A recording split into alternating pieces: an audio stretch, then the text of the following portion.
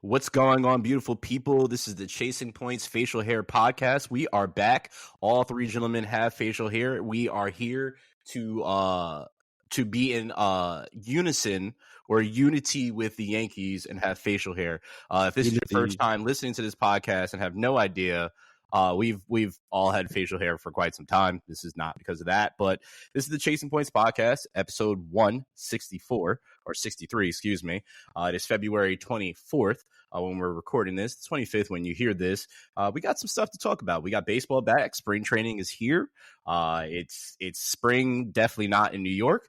So it's spring in other places. So we're getting there. Springy. It's kind of springy. It's 50 today. That was nice. 50. It was 46, gentlemen. I've been watching very, very thoroughly, okay? We were supposed to get 55 Thursday, and then somehow, some way, the people that are allowed to mess up every single week, that would be the people that work at the Weather Channel, said it's now going to be like 49. So there's that. They're getting shots. You never thought you were going to hear that on here. NBA. It's a tough job. It's a tough job. Whatever. NBA, we are going to talk about what is the current status of the NBA, which is pretty much a tough job right now with their viewership, and we'll talk about that in general. The NFL Combine actually starts today. None of the portions that will actually be televised, that we'll get to later in the week, and then we possibly have a Do You Care? We'll see if we have time to tell you about that or if Sam decides to type that away, but we'll see what's going on. So, gentlemen, with that said, how are your beards doing? Beard's good. Good. Just nice and Beard's solid. Nice and beardy. And beardy, okay. Squared it up. Okay. Yeah, I couldn't imagine signing with the Yankees and having to shave this off. I look like it's just not good. It's just not good. So I don't know the last time I completely shaved down my beard. Yeah, and I wouldn't. I've had jobs where I've had to do it, and years and years ago, and it was never fun. Like just the manual task of having to do it was annoying, but then just the look too was never really for me. Some people just need to have facial hair. James Harden comes to mind immediately. Could you imagine? Yeah. He goes from I'm cool to I need to stay away from a child's playground. So it's some people just need facial hair. Sometimes I go just goatee in the summer, and I have just very fat cheeks, so it's just never great. It's like chipmunk, and let's move on. Yeah. I was trying to save you from what you just Why are you did. bringing this up? I'm self-aware, man. I know what I bring to the table. Well, you know who's self-aware now. You know who's woke. You know who's realizing their errors of their past and trying to entice the younger generation. Yankees, and you know how they're doing it with a facial hair policy, removing the policy that's been there since 1978, if I remember correctly. 76. Okay. They said, you know what, we need to get on par with the times. Hal Steinbrenner's come out with this. He's conversed with former Yankees, current Yankees, and has decided that the Yankees can now have nicely groomed facial hair to play in. So no more clean shaven unless you choose to do that, which particular prominent players have done. I won't ruin this one particular one that's flat out said it because of what is going to come in this podcast, but be wary of what Harrison's going to do. So I know I've had this conversation with people about this facial hair policy for quite some time. And I'll definitely divulge what I've thought about it for so long. And I've definitely had a major back and forth with several people about this, some that are extremely baseball traditionalists. So before I get into that, I would love to hear what you both think of this policy, and we can just have an open conversation about it. So who wants to start? Sam? That's smart because he has the most facial hair. So there we go. That's fair. This is cool, I guess. I don't really care though. In the grand scheme of things, and to your point, baseball, especially baseball fans, are the most traditional. I feel like of all sports, and it's such an antiquated thought process with baseball, especially with a lot of the changes and different things going on. So it's one of those things that people that hate the Yankees kill the Yankees on. and it is something that if you're a Yankee fan, it's like, oh, I guess that's kind of cool. It's never really like, I guess I don't really have an opinion. Like, it's fine. If it's going to keep you from signing with the New York Yankees, then okay. Do you really want, like Aaron Judge said himself, he's like, if that was going to keep you from playing with the Yankees, do we really want you here anyway? Like, yeah, I get it. I get both sides. It's kind of what I've gone back with since like this conversation has started, since we definitely became Yankee fans, because during that time, that policy has been well into play. I've gone back and forth and heard both sides of it. The traditionalist side of, well, it's the policy, it's what George Steinbrenner wanted, it's what built this franchise and made that. Like, no, that's not what built the franchise. The actual players that swing the bats and throw the balls are what built the franchise, and they were able to win. It had nothing to do with their facial hair. Their facial hair did not make them play better or worse. I just feel like it's kind of like the train of thought when it came like basketball. And Harrison, I know you and I can speak to it on that, and probably Sam too as well, but it's you look good, play good, right? That type of mentality. And some people it works, but I feel like that's more for basketball. Baseball is a I would say it's a less expressive sport until recent memory.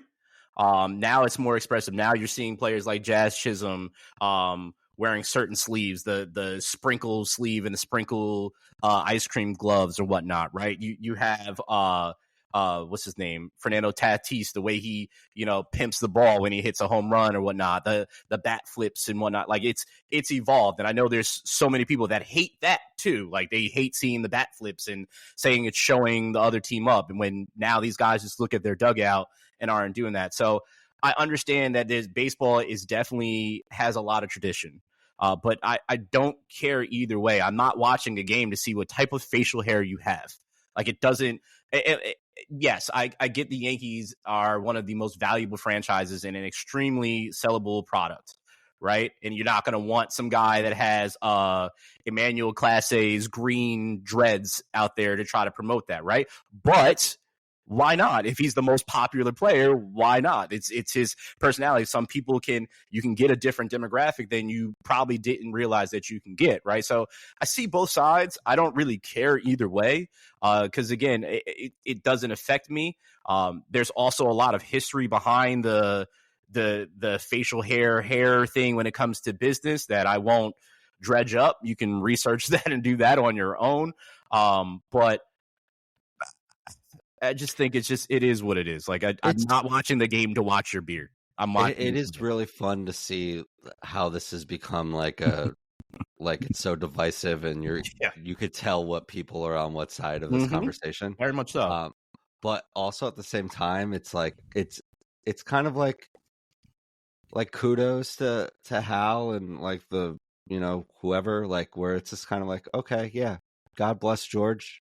He's not in charge of the Yankees anymore. Nope. And the times have changed. And, it's much more of a topic in the 2010s and 2020s than it was during the golden, like the dynasty of the 90s, right? That facial hair is more of a thing. Yes. The fact that we're even talking about it is like... That's where I'm at. Yeah. So it's just like good for Hal. And the Yankees have always had this like stuffy kind of persona about them, and I feel like there's been a lot of strides in recent years to kind of break down a lot of that and make the clubhouse more accessible and loosen up a lot of policies, and it's good for baseball, it's good for the Yankees, I guess, but I don't care. I think, Sam, you talked about George and how the times have changed since George has passed, and what the Yankees are and what baseball is and nowadays. Just looking at just across sports in general, the ability to express yourself has increased drastically. I want to say that the first major sport that was really able to do that was basketball, with the Iversons of the world and whatnot, and changing things and going against the norm. I mean, you can even go back to Jordan with the band ones, right? Going against that. And then it's kind of like football was next of expressing yourself, and baseball, which as we've all said at this point, is very traditional, kind of stuck back in the old school ways, has now started gradually getting into this era, changing things, adapting, trying to do that. I just feel that it's just so interesting to see people that are so like stern on it. I have a buddy that literally fought me tooth and nail having a conversation about this. He's like, I don't like that these players are out here. Now, mind you, he's only 3 years older, so it's not like he's like a boomer. No offense to any boomers that are listening, or like a super old school person that's like this is this, but he subscribes to that, and he's like, well, if you're playing baseball, you should all wear the same colors, and nobody is like showing up your teammates, and you're showing that you're above the rest of the team. And it's like, I get that mentality, but that's a very old school mentality for me to see like you're not showing up your teammates, you're not doing anything, you're just expressing yourself in a certain way. You're playing for your team. If you're still doing all the things you need to do for your team, I don't see why it's an issue whatsoever. I think it's just it's a clash of like old school train of thought meeting today, and there's always going to be a clash, and you just can see that from politics to anything else in this country or in this world right now, where old meets young, and it just clash because you don't see the same way, and it's just going to be that way. But I think it's good for the game, just to see it. I've watched videos of current players, and they were split down the middle of saying like it's a part of the Yankee tradition. Like like I would go there and I would cut off my beard just to be a part of, like, it's a part of being a Yankee. And I'm not upset with that train of thought. But then there's also other ones that were like, I would never go play for the Yankees because of that, or I just don't like the policy. Like, just what does it matter if I have a beard or not, right? So I think whatever side you're on, you can die on that hill if you like to, but it just does not affect the game in general. So as long as the product that they're putting on the field is not affected, I really could care less which way it goes, honestly. I got nothing to add. You guys covered it all. We didn't even ask Harrison. No. I told you I have a lot to say about it. I'm with you guys. Yeah, I have no it's just feelings like either it's way. just not urgent, not important. Kind of how I look at it, but I get it. Like, and I love baseball. It's my favorite sport, and I'm a Yankee fan, and I'm I just love love the prime kind of. I love the history and all of that, but it's these guys make they're not in October when the World Series is over going and selling used cars and like like Aaron Judge makes $40 million a year, like, so it's just it's just like a completely different world. So it's my favorite thing we all do as a society now is we make a problem, and it's not a problem for the people actually affected by it. Yes. So just like everyone chimes in on their side, and it's just like taking sides on different things. But then the ones that are actually like the Yankee players that are either shaving their beard off or now not, they could really care less for the most part. Like, that's just my favorite. I get that, like Charlie Blackmon would never come to the Yankees. And that's fine. And that's fine. I mean, he just retired, but like, you know what I mean? Like, sure. That's fine. Whatever. But yeah, no, I agree. Like, not everything. I don't know. I kind of always have taken this approach of it's okay that sometimes things are gray and not necessarily black and white. Like, I got served some like the last like J. Cole song that just came out, and he was like talking about all the beef and how he had all the favorite artist, by the way. No, I bring this up because it's not Harrison's favorite artist. I just was joking. I love J. Cole, and I opened the comment, and why does it have to be a Drake versus Kendrick versus J. Cole thing? Why can't we just? And I say this as a fan of all three, but more of a fan of Kendrick and J. Cole, where it's like, why can't we just like? Why can't you just like what you like? And like, people can't separate. Why do we? Right. But why does there need to be a line of demarcation between I am either for the beard or against the beard, and there's nothing in between? Like, who to point? Like, we're making up shit, and it's a problem for the views and the clicks and all of that. I just think the policy is like cool. Just to again, like you don't have to. This is the funniest part. Like people are debating it, where people are talking about it in podcasts across the country. Obviously, we're talking about it here. People are talking about it on ESPN, Fox Sports, so on and so forth. Like having a conversation about this. I just like the fact that these guys can do what they want to do. Like, and it's like if they want to go and be traditional and still shave and do that, great, they can do that. If they don't, great, they can do that. At the end of the day, these guys are making millions and millions of dollars. Whatever. If you're telling me that I'm going to get paid the highest contract, if I'm getting Juan Soto's contract and all you're asking me to do is shave my beard, sure, whatever. And clearly, if this is a retort to like Juan Soto, which I don't know if it is, but if this is just something that Juan Soto wanted, just ask for it. You asked for everything else, Juan. Like he legit asked for everything. Like he was mad that the Yankees won't give him a suite. So like, just ask. It's funny to see like Glaber show up to Tigers camp in like a full beard, and then the next day, Hal's like, you know what? That's just funny. Poor Glaber, man. Always catching strays on his pod. Not poor Glaber. Goodbye. Good riddance. You and Nestor just funny. Wherever you gotta go. Anyway, also, moving on. And Yankee news as well, since we're still here with the Yankees. They will no longer be playing New York when the Yankees lose. Now they will be playing That's Life by Frank Sinatra, which Yankee fans have asked for that for quite some years now. So it seems that the Steinbrenners and Hal are listening to the fans at this point in time. So if there's any requests that you have for the Yankees, just try to get it out there in the atmosphere right now and just try to see if you can do that. Yeah, what's your request, Sam? Out there. Go ahead. Can we go back in time? It's Trey Turner, Corey Seager, Bryce Harper. Mm-hmm. Yeah. Bryce Harper is number one on the list. I saw this thing. I don't know if it was the John Boy and like the Talking Yanks. They're like, if you could force trade anyone, like MLB The Show, to like be on your favorite team, who would it be? And the default answer was Bryce Harper as a Yankee. Yeah. And I don't think there's anyone that kind of relates and represents a city more than Bryce in Philly. Like I'm so happy for all of that. True. He just got a Philly Fanatic tattoo too, which I don't know if you saw that. I did. But like, he's also been killing it on TikTok right now, just making like food recipes and all that. He's been doing that during the off season. But like, still, it's like life. Again, maybe this is just kind of like breaking down some of these like just staunchy, like just nose up kind of perception that the Yankees have carried for a very long time, and rightfully so.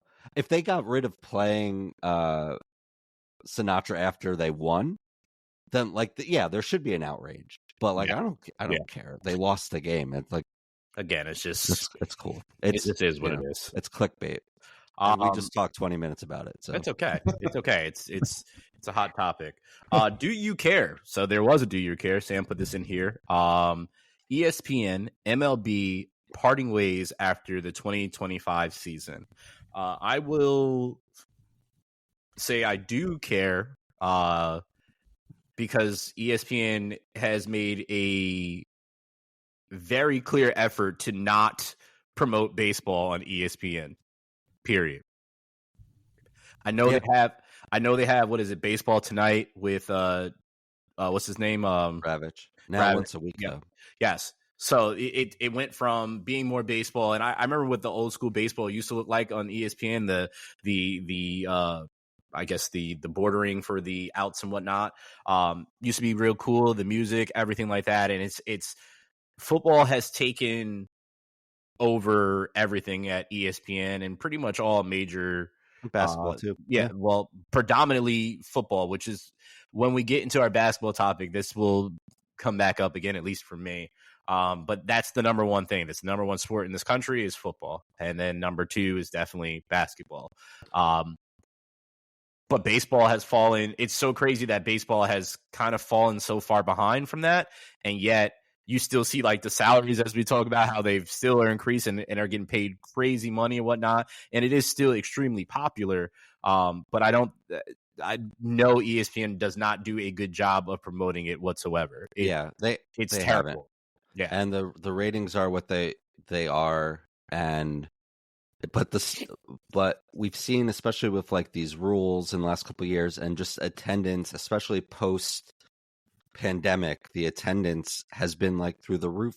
Yes. I know ratings like locally, Yes and SNY, like those ratings are like they're killing it.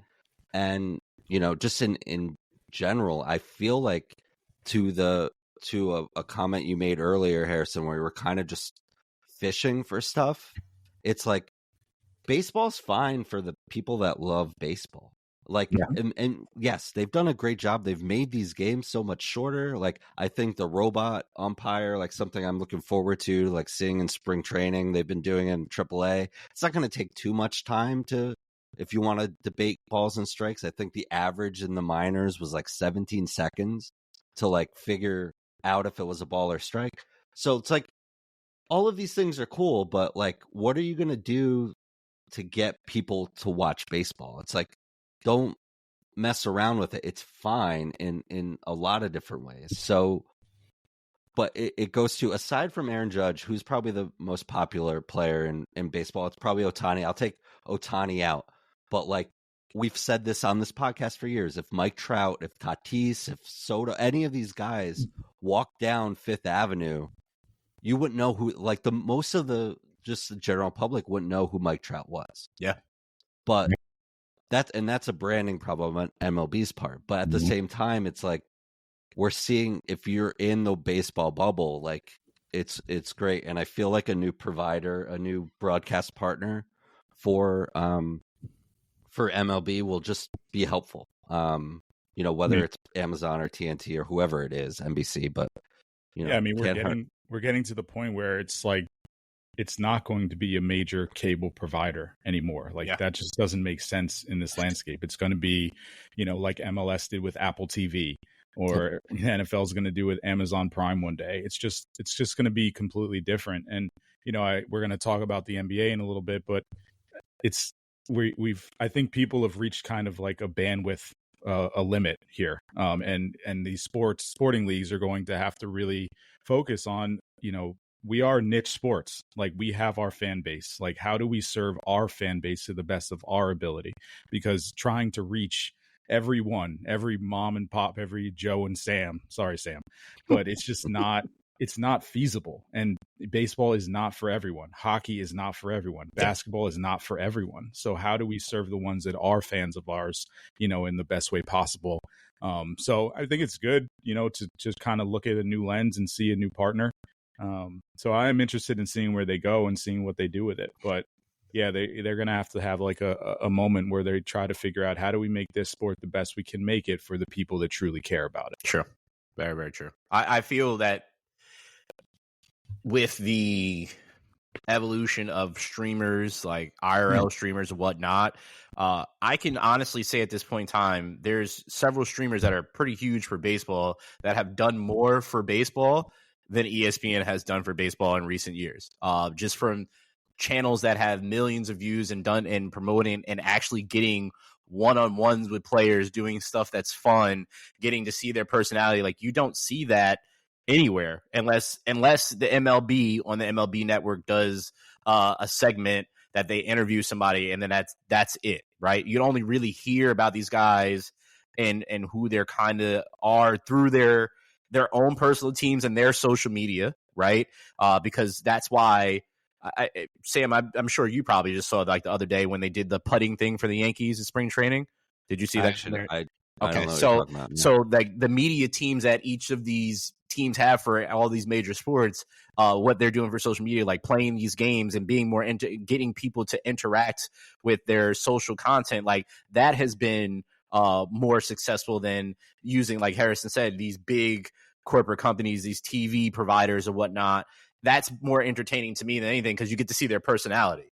Like, you get to see, for example, as we're Yankee fans, Luke Weaver, like he had his own like vlog in Florida State, right? And he brought it over to the MLB, and he's kind of like picked it up again, and it gives you like a behind the scenes, but you get to see the personality of the players because it's a player doing it with other players. So stuff like that is stuff that these major outlets could have been doing, but their focus is not there.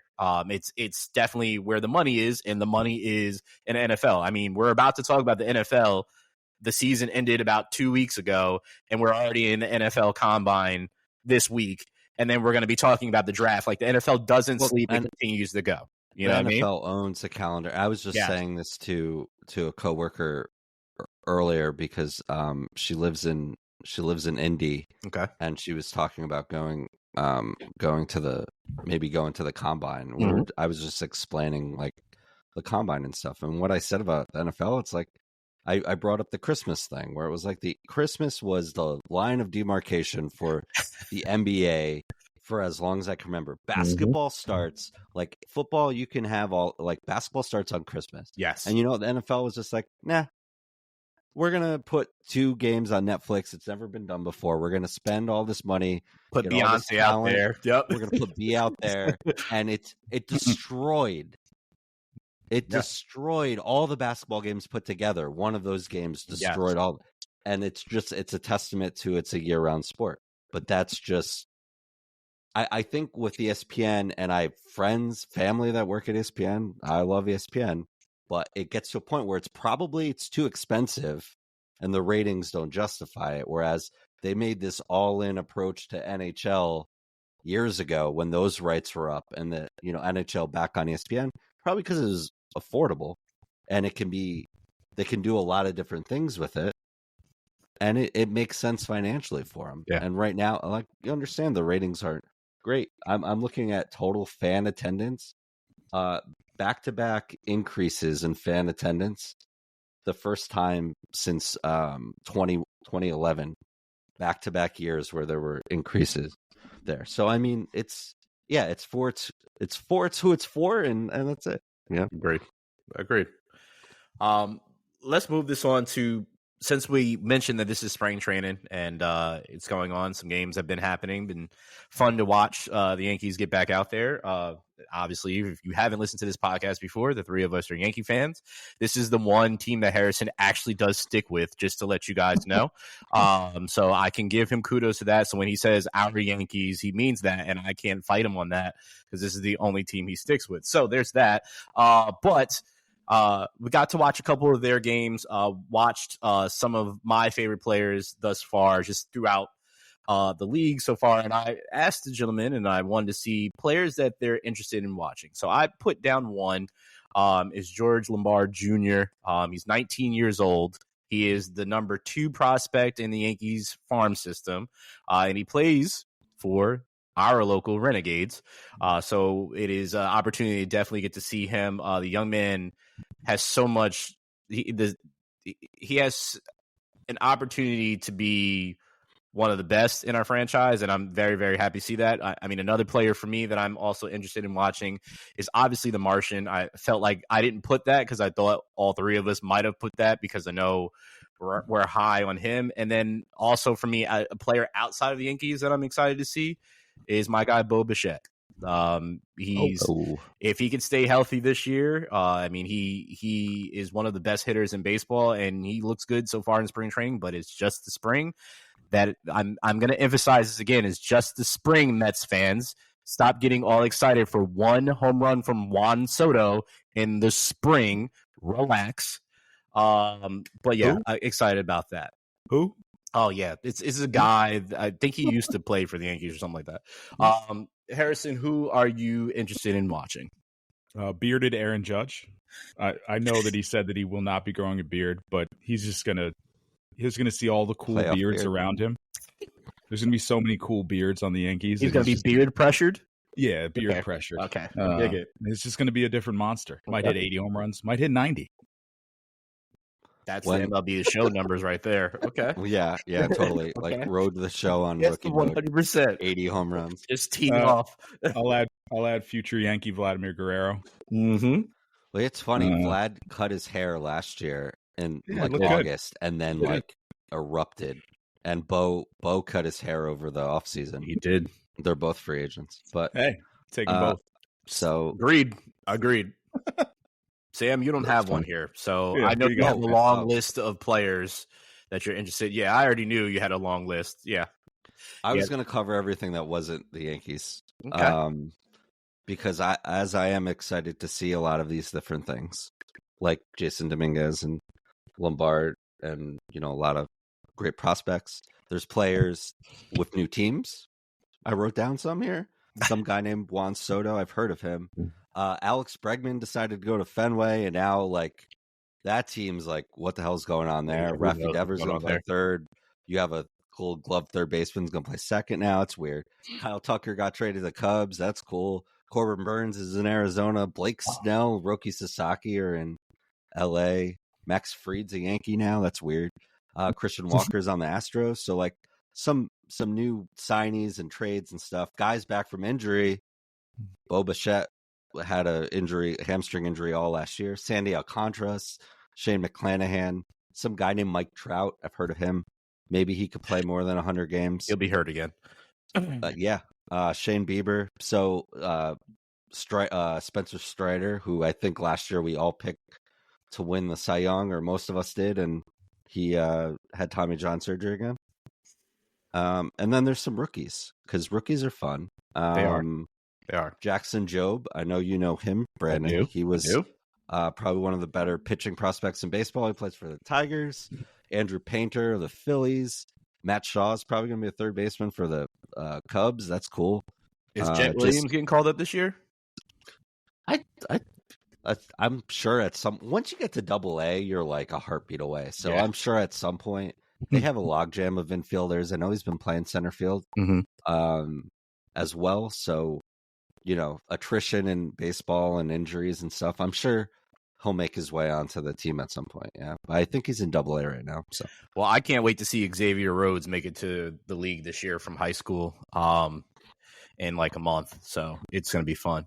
I'm clearly talking about my Road to the Show guy once it comes out. The show looks cool, man. You can play high school and with select colleges. High school with metal bats, same in college, metal bats, which is very, very fun to do. So I'm looking forward to that. Shout out to Xbox, Microsoft for Game Pass, because it'll be free, quote unquote, for us again. So yeah, send that our way and give us a sponsorship. Thank you, Microsoft. Appreciate that. I forgot to tell you this too, Hayes. I started my first year player draft in my Dynasty Baseball League that our buddy Dave's in with me. And my back-to-back picks, 10 and 11, were Charlie Condon and your boy Christian Moore. They're just sitting there for me. So that was a lot of fun. I like it. I knew you would like that. Okay. Anyway. I do. Let's get to the NBA. So we wanted to have this conversation last week, and if you guys only knew the conversation that we had in chat, Harrison had to curb our enthusiasm and tell us to stop and save it for the pod because we just started chatting. And we've obviously mentioned on here that we wanted to talk about the NBA more, and I used to talk about it a whole lot more before Harrison even joined the pod, and I just haven't been able to bring myself to it. And what kind of also sparked this conversation was whatever you want to consider what we saw All-Star Weekend absolutely triggered this conversation as well. So this is about the current state of the NBA. And speaking for myself, I know that this is the least amount of basketball that I've watched in my whole entire life. And I've tried to even figure it out after we said that we were going to talk about this a week ago. And I've thought about it several times throughout the week of what one thing is the reason that I'm not watching. And I can't pinpoint one thing, to be honest. The first reason I would say for myself that I believe that I'm not as invested, at least not right now, is football first, as I mentioned. Watching your team go to the promised land and win it all, and you're invested week after week after week after week, right? And Harrison made an extremely valid point when we kind of talked about the NBA very briefly, and it was it's a point that stuck in my head throughout this whole time of thinking about this, was you're so invested in your team in the NFL because you only have a limited amount of weeks. Whereas the NBA has, 82 games? 82. 82 games, right? A ton of games that you can just kind of watch. And he also made the great point of you can literally go on somebody's social media or even the NBA's social media and get or YouTube and watch the whole game in like 10 minutes and see all the highlights and be done. It's like, okay, I got the whole gist of the game. Like, you're not that invested. So that's one for me. Number two for me is clearly my team. They absolutely suck. But I mean, they at one point they didn't, and even then, I didn't watch as much as I wanted to, but I still watched. Right? It's hard for me being a kid that absolutely grew up loving basketball. Harris and I played against each other growing up. We played in the same places. Like we knew all the same people. You play one place, you go to another park, you go and you start just to move around, right? That love for it doesn't go away, right? And then you kind of stop playing for a little bit, and it's just like a little bit different, whatever. But you still watch, right? You have 2K and you play that, and it's like, okay, I still got my basketball fix. And then I don't know, like the past couple of years for me, it's kind of been like, the evolution of flopping turns me off in the NBA. I hate flopping. I know it's now dug its nails deep into the game, and it's just a part of the game, just flopping like we're playing soccer. I hate it, right? But with that at the same time, I believe the talent has gotten so much better, right? It's more athletic players. The things that they're doing on the court is things that we've never seen before, period. And so it's a coin toss for me when I do watch and when I don't watch, right? And now I'm at a crossroads because I know there's so much good talent in the league, and some of the players that we grew up watched, the legacy players, are now on their way out the door, right? So I've kind of turned to what I've done with baseball, and I pay more attention to the younger guys, and I mean not even in the league. I mean watching the kids in high school, watching them in college. I think the most invested in basketball I've been in recent years was last year watching Marist. I literally watched every single game. While they were away, if I was there, whatnot, I watched it every single game. My girlfriend watched it with me, invested and whatnot. That was the most I've watched basketball in recent memory. And I like I said, I really just can't pinpoint it. I just feel like the product, especially like All-Star Weekend, as I highlighted, it just, you want to see the best of the best go hard. Like that's why I think people, that is a current argument right now of like the old school way of being played to now is a whole argument, is the way they used to play in an All-Star game. Like I love tuning in during that. Like now it's just like, all right, we're just not even going to play. Or LeBron's like, yeah, no, I'm not playing.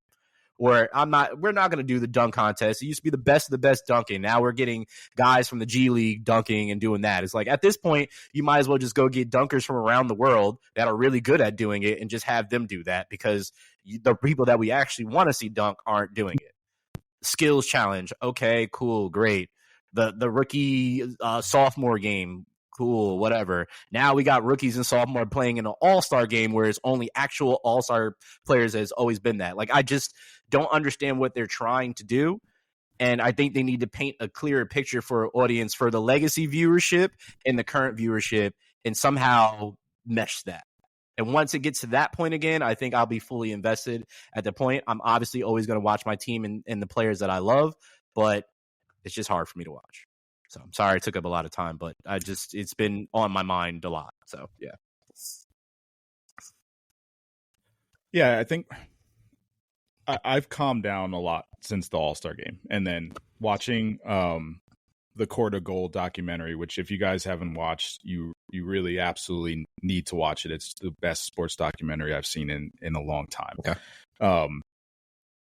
So I've calmed down a lot from the All-Star game and kind of formulated the thoughts that I've had for a while that I think is definitely plaguing the game.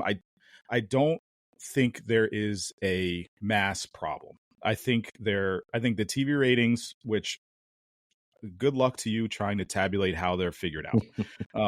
I think stadiums are full, arenas are full, yeah. Social media numbers have never been higher, but I mean, social media is always on the uptick. I think the problem lies with certain people's agendas to say that the league is down or whatever they want to categorize it as. Like you mentioned, the game has truly never been in a better place talent-wise.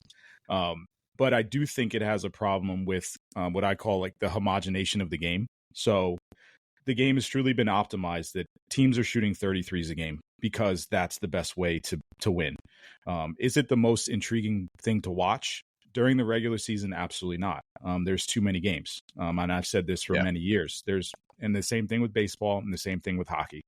NFL has gotten it completely right. The Premier League and soccer all across the country have gotten it completely correct. Soccer is 38 games long plus cups and tournaments and other things like that. 82, it's hard to get excited for a game in January when you know this generally doesn't mean anything in the larger scheme of things. Yeah. So I would, and it's tough with ad sponsors and sales and all the times kind of mapped out for commercials and all the times through the year. That's nearly impossible to change, but I would love for them to take some type of look and figure that out in a better way. They've tried to with the NBA Cup. And the NBA Cup has been solid, but there has to be more solutions to the problem of solving 82 games is just too long of a season. You're not able to separate your games out. NBA Saturday is great, but no one really knows about. Like people watch, but it's not the highlight. The Lakers and Nuggets game this past Saturday was awesome. But if there's more instances like that, I think they need to stop being scared of the NFL. They went away from TNT on Thursday nights, which was awesome because Thursday night football. I'll watch the NBA over the NFL. Like I'm a fan of the NBA. Thursday night football games are also pretty terrible for the most part. Yeah, exactly. These island games, aside from Sunday night, are 100%. Never really prime matchups. And that's what I'm saying. Like, stop running scared. The WNBA went head to head with the NFL. Did they trump their numbers? No, but you have people that are watching because they love basketball. So, and like I said before about the MLB, it's like basketball's a niche sport. If you like basketball, you like basketball. And they're just not serving the basketball audience anymore. They're trying to be everything to everyone, and it's just not working. And that was clear as day through the All-Star game. We talk about All-Star games that are, competitive, and those are few and far between. But that's okay. Like everything is going to be okay. Yeah. If we just get a fourth quarter that's competitive every once in a while, that's all we're asking for. We're just asking for guys to hoop. And the All-Star games are for kids, and I'm tired of like kind of going over what should this All-Star game do better. It's one night of the year. Like, please. Yeah. I'm done with it. But so just adding like, the comparison came up with hockey this past week, obviously because of the four nations. Those are two completely different things. Yeah. Like the NHL All-Star game has sucked for years.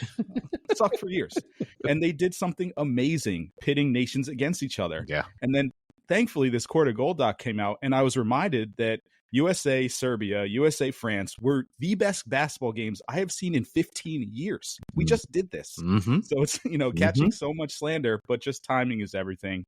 I would just love to see some of those changes and some creative thought process to, the game length and everyone shooting 33s a game. But I think we're in an okay spot, and I'm really looking forward to a new broadcast partner. I love TNT. I hate the way ESPN covers the game. It's horrendous. It is. They don't cover basketball at all. It's a soap opera. So if the sooner we can change that and the way people perceive the game will be huge. So I'm excited for some new blood and a fresh look on what this league truly is. And it's great players that play hard every night. I'm tired of they don't play hard nonsense. It's complete bullshit. Like it is. It just is. The game is so much different. These guys are running so many more miles than they did back in the 70s and 80s because of the way the game is spaced out. And because they're shooting so many threes, you have to cover so much more ground. But yeah, I'm just going on and on this point. But there's a few things, but yeah, I don't think it's a hard fix. Yeah. The ratings are a TV problem. That's a problem for the sales departments of TNT and ESPN and whoever else has NBA rights. They need to justify the billions of dollars they spend a year on this product. That's their problem at this point. And I'm sure the NBA kind of looks at it that way too, because they just got the bag. Like they're good for a little bit. Yeah. Like an NBC, Amazon, ESPN just paid up. Like they're going to be good. And the same thing with football too. Like those TV deals are locked up. Don't worry about it. But when it comes to like the All-Star game, it's like, and you've been saying that forever, Harrison. It's like, it's not for us. And I say us like in our 30s and like, you know, with careers and families and all this different thing. But at the same time, it's easy to follow the game because when it is turned into drama and like when people like Woj and Shams are more popular than you know some of the players there, it's easy to kind of just get caught up in all of that. But the All-Star game's not going away. 82 games aren't going away because of the money that's involved. You know, at least I give the NFL, the NBA, NHL credit for trying to change things. The MLB All-Star game ended in a tie one year, and they decided to actually make it mean something. And for the next 10 to 15 years, everyone hated it. Yep. So what do you, and David Aldrich, and I references to you guys, and we've brought up the point that we didn't really talk about this, and Harrison said to stop talking about it, because when the three of us talk, we usually don't necessarily talk about sports in the way that like how we're going to broadcast our opinions. Yeah. It's more of just like making jokes or this or that. Very true. But like David Aldrich wrote a really cool piece in The Athletic after the All-Star game about like the All-Star game. And I thought it was Dame Lillard said, you know, to the point that this game's spaced out more. They're running, you know, there's so much more that needs to be put into it. And like I've never won a championship, and I have that on my back. Yeah. So like I'm prioritizing winning a championship. So it's one of these things where it's like you can't have it all. Correct. Correct. You want LeBron to play in the All-Star game? Like I get that him and Ant waited till the 11th hour to be like, nah, not playing. Yeah. Because, you know, I'm sure the ratings would have been even lower. I think it got like a 4.7 or something, which was the second lowest ratings ever in modern history for All-Star game, NBA All-Star game. But, you know, what are you going to do? Like, Giannis gets hurt in the All-Star game because he's actually playing really hard, and now the Bucks don't have, you know, the best player in the league for the last 30 games of the year. So, like, what do we want? Do we want, like, these $40 million players to, like, be busting their ass so we can enjoy it? Like, will that, because the game was good last year, this year, we're going to watch it next year? Like, it's not linear that way. It's not going to work that way.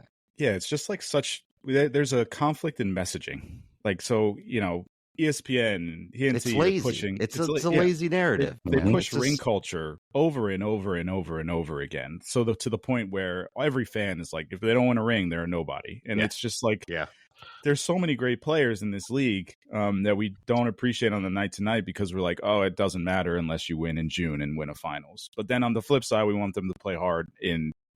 Dame hasn't won anything, and it's just the messaging is all over the place. It's all over the place. Even the All-Star game itself, I'm like, are we supposed to take this seriously? So why the hell is Kevin Hart out there? So what are we? Why is Mr. Beast out here during this? I don't understand. Like the messaging is all over the place, and like, all right, it's an All-Star game. Like, it's supposed to be for kids, expose kids to the game, their favorite players.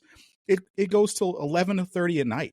Like, it's just the messaging and the direction is just completely all over the place. Like, can we focus on like one thing and like do that thing really well?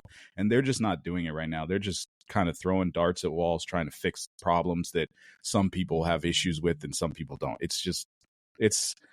The All-Star game is an absolute mess, and the messaging around the NBA is even worse, so to speak, with, you know, how ESPN covers the game, and how, you know, Charles and Kenny and Shaq talk about the players. And I'm not saying they have to be, you know, parrots for the league. Like, I don't want that, but I don't think they are. They're not. They're definitely not. I mean, look in the same thing. Look at Draymond, who was on TNT's coverage of the All-Star game. And falling it out, the whole time, all night long. Mm-hmm. They're the complete. They're the opposite of Paris for the league. Yeah, but it's like, why are we talking about all this drama? Like, can we just focus on the basketball and like, okay, why are we shooting so many threes now? Why is the game the way it is now? You know, why are players taking off back to backs? Because of the way the game is played now. But no one dives into that, other than like the fringe hoop heads that are serving the people that should, that love the game and know about the game. But that narrative doesn't get out there at all. It's like, it's all about soundbite. Dame Lillard's a nobody. Yeah. Dame Lillard's a nobody because he didn't win a ring. It's like nonsense. I worked in pop radio for a very long time. One of my mentors and people that lead the radio stations that I worked at, the mantra was always, does the listener care? Mm-hmm. Everything we did was around that. We always answered that question. That was the why. Like, what were we doing? So yeah, it's easy. It's cool to like create marketing and create opportunities like the NBA Cup and all these different things to give something to talk about, get some extra sponsorship dollars, and crown a winner. And it's cool to get the 11th, 12th guys on the bench get like $500,000. Like, that's cool. But like, can we just like enjoy the product that we're making? Can we highlight Wemby and SGA and these young players now that are like continuing? Like, the sport's in a really good spot.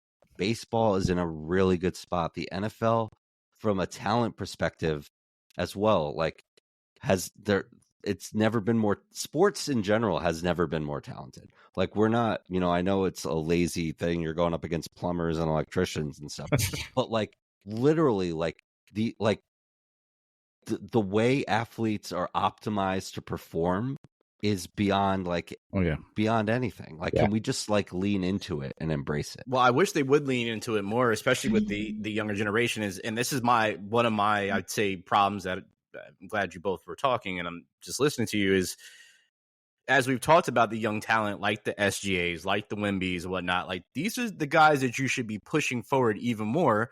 But instead you're pushing the legacy players, which I'm not saying you should forget about them. Obviously, the LeBrons, the Steph Currys, the KDs are still there, but these guys are 1 foot out the door at this point in time because they're all getting closer to the point of retiring, and you need to have something come behind it, right? What was always the thing after Jordan? Like, what's next? What are we going to do next, right? Then you had Kobe, right? You had Kobe and the likes of people like that, Kobe and Shaq, that kind of picked up the reins, and obviously other great players during that time, right? So now you have a lot of really good young players like the Lukas, which they are pushing it with Luka, but you have the Jokic's of the world. Like, start pushing those people even more.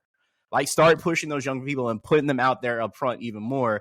And I know I'm saying this because I enjoy basketball, and it's not necessarily what's going to get people to come that aren't like basketball heads, right? Like, for me, it's like, yeah, I want to see that more or whatnot. But you're speaking, like Harrison said, it's a niche sport. We're watching the people that love basketball want to see that. They want to really see these young players that are thriving. Like, Ja Morant used to be one of the faces of the NBA, right? Until he obviously had all this crazy stuff happen and so on and so forth, right? But he still jumps out of the gym. He just went up and got dunked on the other night by Jared Allen.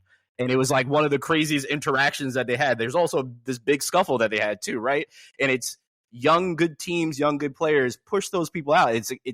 It's a fear that I see that they just have. Like, we're afraid to push these people forward. Like, we just keep pushing the legacy, and that's a problem to me. It's like you need to realize what's going on. I don't know, man. I just feel like when I watch basketball, and even when I watch it on like the high school level and even college level on certain teams and whatnot, there's a uber amount of athletes, but I also feel like how can I say this?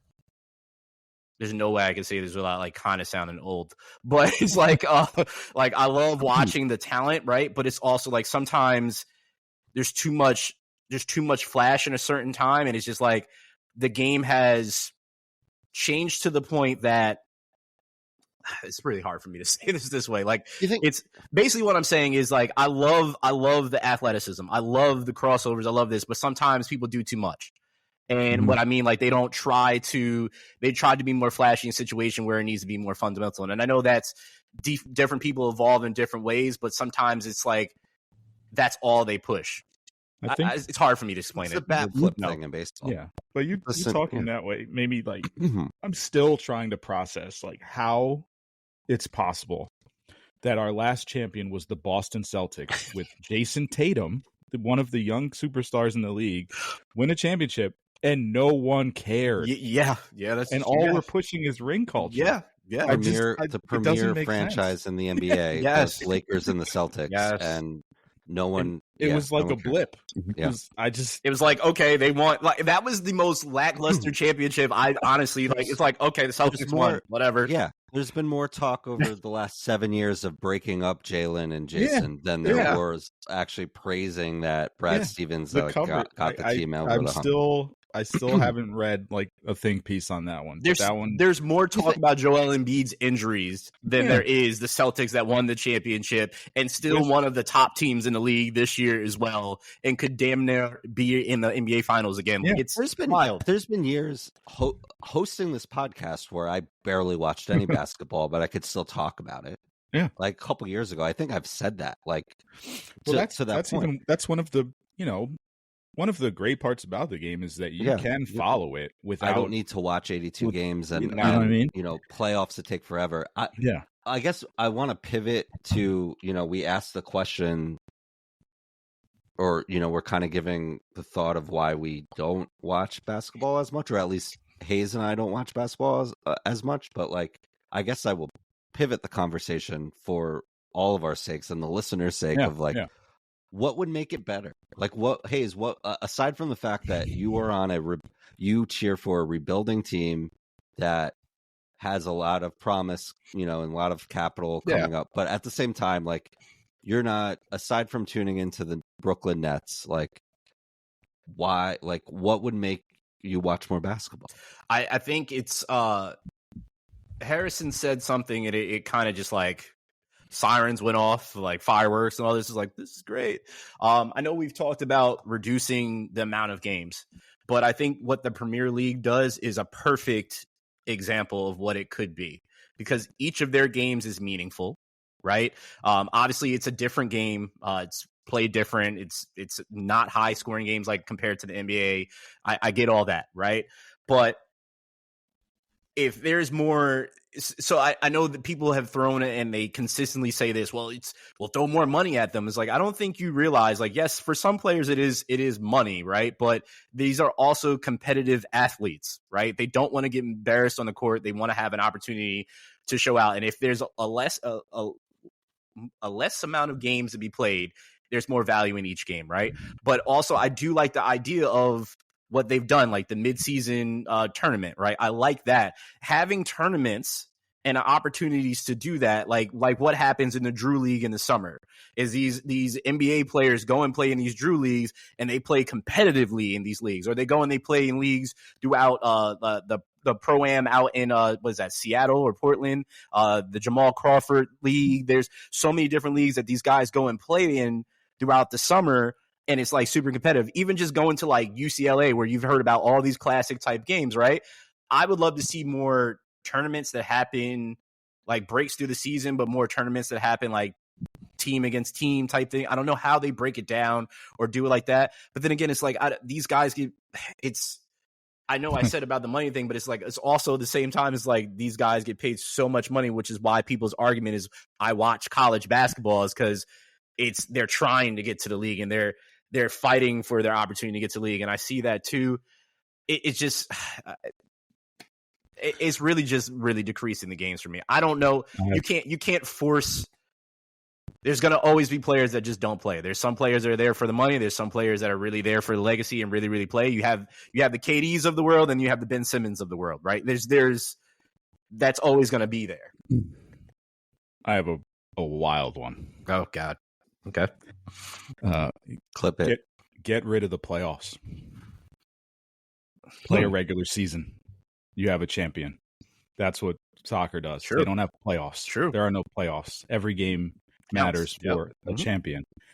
I got to suss that one out more, but I've thought about it, and you essentially have two seasons, and one of them will never truly matter. Like, no matter how many games you play, 30, 80, 100. You got the play-ins now. It's the same kind of thing. And those are great. Those are just, they're manufactured. You know what I Right, mean? well, Like, that's what I mean. Like, and every game does count. mhm. It's just it doesn't feel like a game in November is important. But when it's a difference between the 10th or the 11th seed, or the Yeah. 6th and the 7th seed. Yeah, But but I mean, it doesn't matter. imagine going down the stretch in, March, April, June, and that's it. Like, your every game on, a Thursday or a Saturday means something. means something. Yep. It's the difference between winning a championship and not. I mean, you're elongating the product, and even those early games, they matter a lot. I got to think about that one. We're out here we're gonna be regulating NBA team or relegating NBA teams too. I'm with that. You go to the G League. You gotta go to the lower league. You gotta go. You gotta be out of here, bro. Sorry, you're gone. Other than that, like Sam said, like, you can't cut 82. Like, that money's already spent. Like, it's already sold. You can't do it. So it sucks. They won't do it. I know. You can do it. They won't do it. You won't do it. Other than that, it's really just scheduling a little bit better. Like, how do we get premier games at premier times? How do you get your best matchups a flex kind of thing would be cool. Yeah. Like, the NFL's really done well with those island games, those Sunday night, Monday night games, being able to do that. Yeah. When there's more eyeballs and more, more at stake. Yep. Here, Yep. Dame, in that piece with the Athletic, Dame also said, like, I know this is for the All-Star game, but just in general, like, there's only 30 games left. Mm-hmm. Like, whereas it's not necessarily in the middle of the season. So, like, his head's not in necessarily, like, All-Star game stuff. It's like, okay, this is something I got to do. I'm going to get a couple of days off, and then I got to help bring the Bucks to the playoffs. So it's like, if there's a way to really emphasize this part of the season, especially where it's, I know the combine's going on and the draft and all this, but like and free agency, but like, there's no sports on TV right now. Mm-mm. So, like, aside from hockey and basketball, like the premier sports, so like, how can we take advantage of that? And I don't think moving the calendar, moving the schedule, like, I know the players aren't going to want to play during the summer, and you don't want to go up against the NFL, but I don't know. The thing I hate about watching basketball, but we'll still watch basketball when it matters, like big game, is like the last 2 minutes of regulation will take 20 minutes. Yeah. And I'm never quite understand the whole fouls to give thing. Like, I do, but like, I couldn't explain it really well. I know what I'm watching and I know what to do, but I don't necessarily think it's good. It's certainly not good television. No. Bringing FIBA rules in and timeouts would be incredible. Yeah. You only get, I think it's like one in the last 2 minutes. That'd be phenomenal. Yeah, as it stands now, it's way too many. There's several things that they just need to fuse. It's like, I'll just speak from the perspective of like watching the Nets right now. Like, I've actually did watch the Nets beat the Sixers the other day, which shame on the Sixers for allowing that to even happen. But, Harrison Sixers. Yes, Harrison Sixers. But I'm intrigued by their coach. I know about his history, and I'm very happy the coach that they have. Right. It also pisses me off to see a particular coach, a particular team that used to be the Nets head coach, thriving in the league. Shout out to Kenny. Right. But KD and Kyrie didn't need a We've been slamming the table for that for years, man. I mean, I will not stop. I still think that was one of the dumbest moves for them to listen to the players in that situation. But again, you're getting KD and Kyrie. So it's the trade-off I think you take over and over again, right? Plug for Court of Gold. The Nets coach is a major part in that whole documentary. Yes, he coaches Canada. Yeah, mm-hmm. And they go with every team. Like, it's not about USA, which I love. That's great. It's awesome. That's great. So sorry, but no, it's fine. It's like, so I'm watching. Like, it's hard for me to watch the team, but there's like young players on the team that I very much enjoy watching. But it's it's hard for me to watch the product. That's like, it's hard for anybody to watch their team when their team is doing terrible. But I never really had a problem. Like, I watched the Yankees when they weren't doing great. I watched the Eagles when they weren't doing great, and so on and so forth. Like, I watch my teams if I really, really like it. Like, I'm still going to invest that time, be stressed the hell out for X amount of time or whatever, if I know that they're doing the right thing. But it's just like, it's kind of just the first half of basketball games to me in the NBA are kind of just like I'm literally now to the point, like, I watch the second half because I know they're going to go harder in the second half. They're going to try to win the game in the second half. Like, they're going to do what they're going to do. And I'm not saying that, again, I'm not saying that they need to play harder. I'm not saying that they do play hard, but you can definitely see that the notch is turned up in the second half to try to win the game. You can see it. The more I think about it, man, FIBA rules in 10-minute quarters I would love that. That would be cool. I would love that. The way to go. Man. I would love that. It's the way to go. Like, especially just watching what happened in the Olympics. Like, that's it. You know what I mean? Like, it's I want to be, when I'm watching a football game, I know that any point in time the game can sway, and you know that any key play can change, right? When you're watching a baseball game, you can literally watch your team be going out and winning and be up. I mean, we just watched it with the Yankees in the World Series, right? They were up 5-1 or 5-0, whatever. Also, Dodger fans, you're weirdos for putting that as stickers on your cars as if you were the underdog in the World Series. You were not. So it's just to stop doing that. But anyway, just being in baseball, you can be up by X amount of runs, and then all of a sudden bases are loaded in one inning, and somebody hits a grand slam, and guess what? You're only down by 1 run. So now you're reinvested in. It's like, oh shit, I gotta watch. I thought this game was over. Like, I'm sitting here walking around my house doing what I got to do, and you're like, oh, now I got to pay attention again, right? It brings you back in. That type of play brings you back in, right? Mm-hmm. Watching a hockey game, just watching that I had my girlfriend and I watching the whole game, USA against America, right? I mean, USA against Canada, excuse me. Watching that whole game, like, it's intense. Like, it was intense not only just because it's obviously North America, and in Canada and US, there's always just a natural rivalry in that. But it's like, it was also infused with what's going on in politics, that's going on outside. So it fused that, but it's also was just the way that these guys played. Like, it was from the first puck drop to the last buzzer or horn. It was intense. It was great to watch, and you sat at the edge of your seat. So I don't get that feeling with basketball. Basketball it's the most predictable sport. I mean, it's the least amount of players on the court. Like, you got 5 guys, and usually the better 5 is going to win more often than not. And that's why we see so many kind of dynasties in basketball, because that's, if you assemble the best talent, you will win out. So the only way to really fix that is to shorten the games and shorten the variables.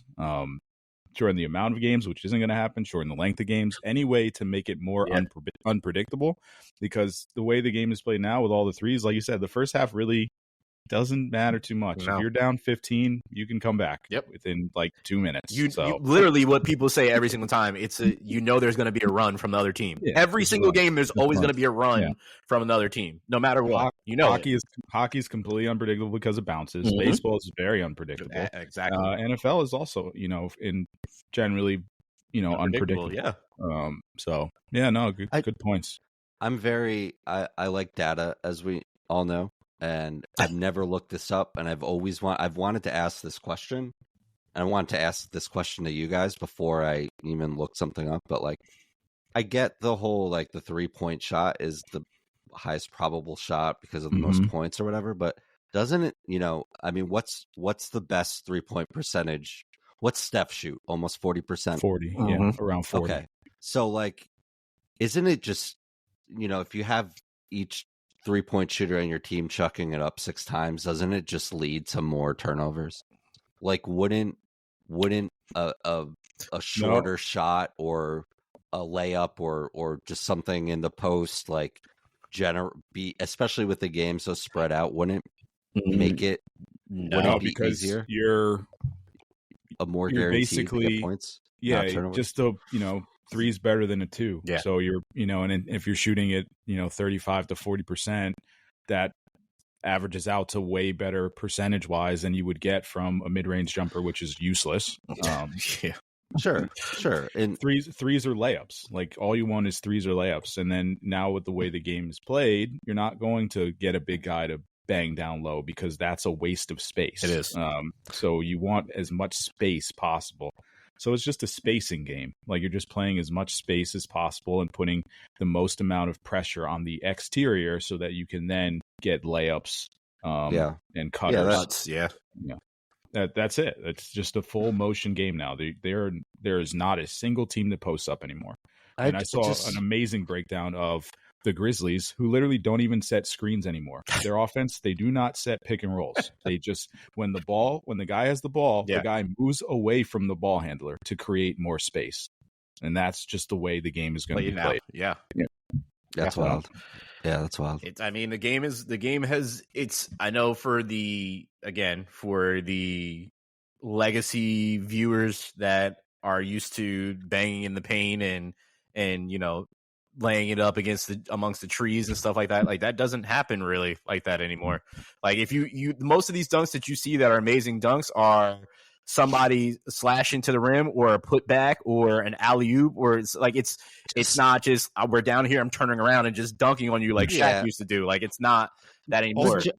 Also go back and watch those games. They're terrible. They're terrible. They're not great. They're terrible. They're not. The genesis of the question, though, is like, okay, so Steph's the anomaly. I mean, there's a lot of great shooters. Yeah. Okay, so everyone who thinks they're a good shooter and like maybe they're shooting 30%, like that's 70% where they're missing. Like, whether it's an offensive or defensive rebounding, wouldn't rebounding be more important?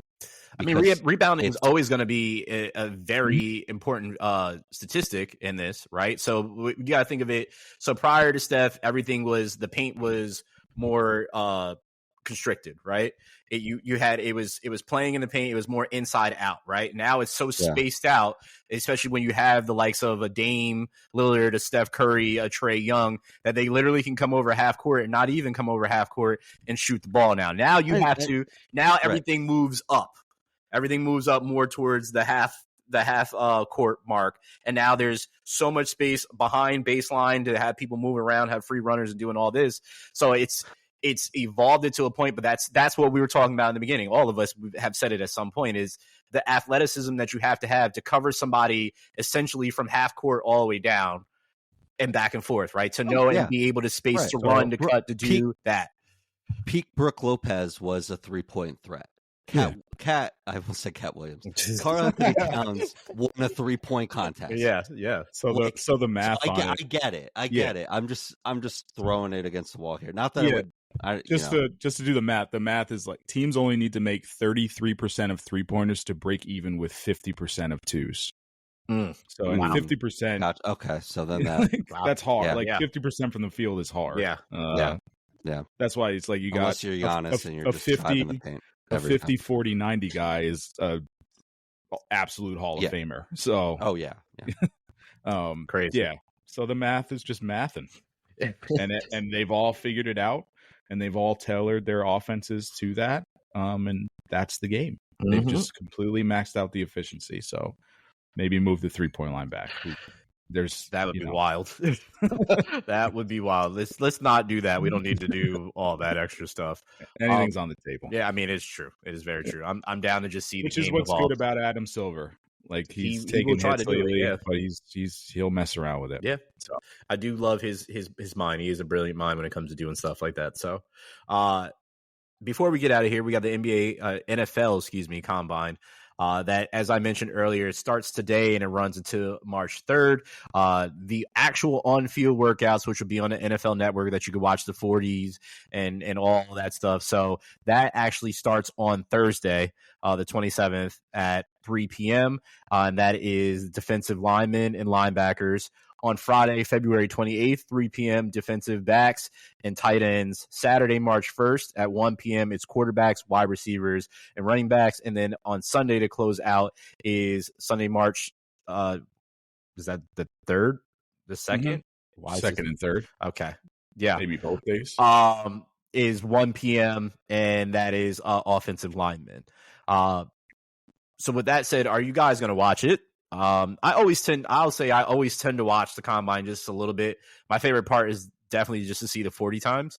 I when I was literally like, I'd say like maybe 3 or 4 years ago, I was an absolute psycho. Actually, probably 5 years ago, absolute psycho, and I would watch like every second of it and just try to see like as if I was playing GM and like, yo, we should get this dude to do that and all this. I don't shit. have the bandwidth. I don't do that anymore. It doesn't happen. So now I have players that I know that I like, which is why it's the question. Or players that I want to see stand out outside of the top tier players that I've watched in tape and whatnot, and why I'm going to ask you guys the same thing. So for me, I have 3 guys that I'm intrigued to watch during the combine.